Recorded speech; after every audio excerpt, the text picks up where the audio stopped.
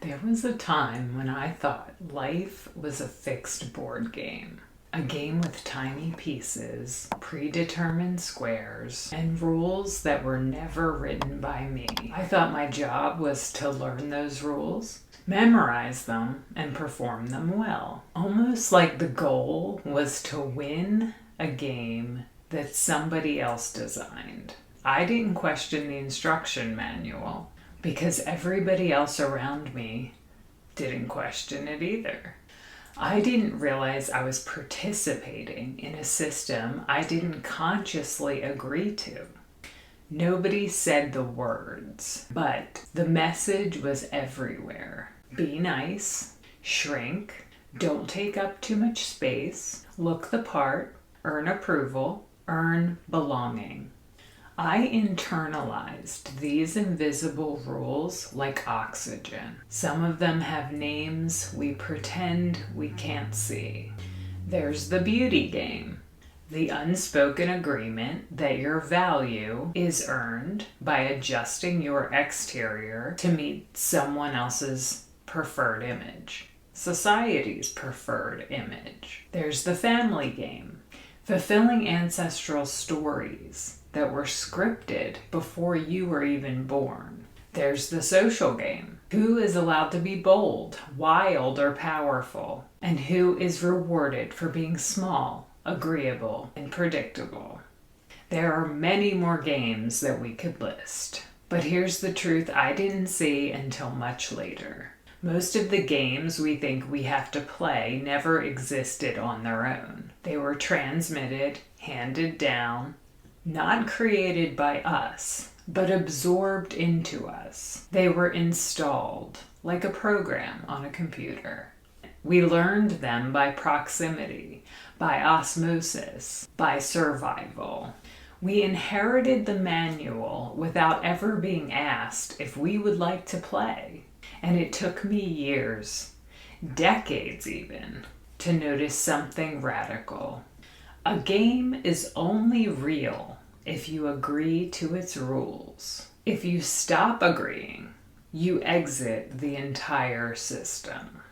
There is a moment when you realize you can step off the board entirely. And instead of trying to win a game that was never designed to benefit you, you can become the architect of your own world.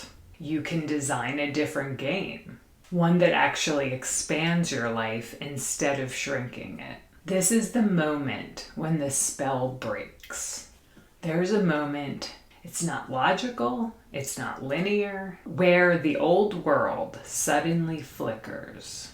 You see the edges of the matrix. You feel the seam in the fabric of reality. It doesn't happen because somebody explained it to you. It happens because something inside of you remembers itself. It's like the soul taps you on the shoulders and says, "Here I am. You don't belong to this." It's the moment when your identity feels like a costume and you become aware. It can hit you at any time. Maybe it's when someone tells you what you should do, and it sounds absolutely absurd. Once you felt it, you can't unfeel it. You realize the rules you thought were real were actually just agreements. Agreements you could revoke at any time. The shock isn't just empowering, it's destabilizing. Because if the game isn't real, then who are you when you stop performing it? Breaking the game means losing the identity that was tied to winning the game.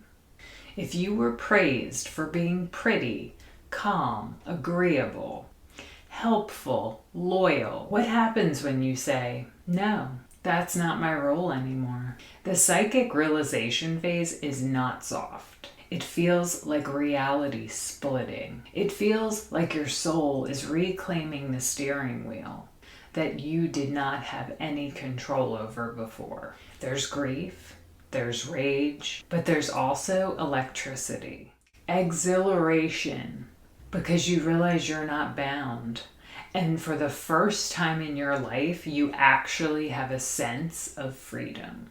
Awareness is the jailbreak.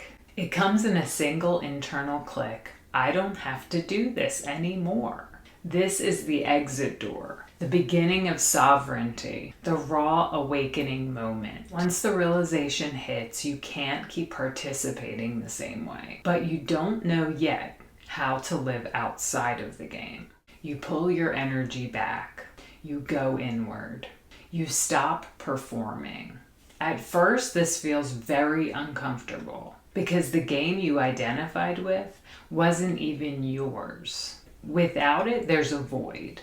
For me, this withdrawal showed up as silence. I started meditating, and I started to hear the thoughts in my head. I heard the programming I absorbed, the negative messages about who I was and who I was supposed to be, the unrealistic expectations of others that I claimed as a truth when it was in fact someone else's expectation. One of the most unexpected portals into this awakening was my gray hair grow out journey. I realized I had been playing the rule, you must color your hair to be acceptable. No one said it, I absorbed it. When I questioned it, when I allowed myself to grow my gray hair out, it was energetic. It wasn't cosmetic. It was me telling the system, I don't consent to this rule anymore. Withdrawal is quiet, it's internal. It's stripping beliefs and conditioning one thought at a time. It's the chrysalis, the incubation period, where you're no longer playing the old game, but haven't yet built the new one. It's a sacred process. This is where sovereignty is gestating. During this withdrawal, you start to see how the old game was structured. It was not a villain. It was a machine of perception. The old game teaches us, look outward to know who you are. External feedback equals identity. Validation equals worth. Approval equals safety. One tiny example is hair. You color it to fit into the category the world rewards. It seems small, but it is the entire game in miniature. As the old game becomes visible, the new game is already growing. You feel impulses that do not come from the outside anymore. The new architecture is inner authority, truth over approval, alignment over performance, resonance over reward. The old world is prove yourself, then you get belonging. The new world is belong to yourself. Then self-respect becomes your foundation. Small acts of authenticity, like growing out your gray hair, saying no, wearing what feels like you, these are all seeds of a new game. The old world loses gravity. Your internal axis becomes the organizer of reality. You become the reference point for your life. You stop waiting for permission.